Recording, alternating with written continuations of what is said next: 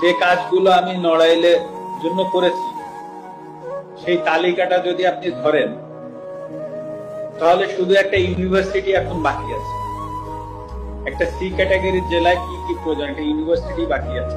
আমার বাবাকেও বলে দিয়েছি যে এটার কোনো বিচার বর্তমান সরকার বা যারাই আসুক বা যারাই থাকুক বা আসুক, হ্যাঁ, তাদের কাছে আমি এটা নিয়ে কোনো বিচার চাই।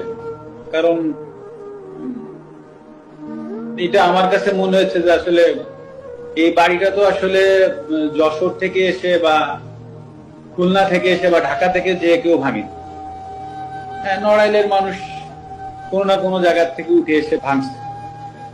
তো আসলে আমি নড়াইলের মানুষের বিরুদ্ধে আর বিচার চাইবো না। তো যেটা হয়ে গেছে যেটা হয়ে গেছে, ওটা আমি একসেপ্ট করে নিচ্ছি। হয়তো বা আমার কাছে আমি এভাবে একসেপ্ট করে নিচ্ছি যে হয়তো বা আমার কোনো ভুল ছিল, আমি কোনো ভুল করেছি, হয়তো বা তার জন্য ওনারা হয়তো বা এসে ওটা করেছে।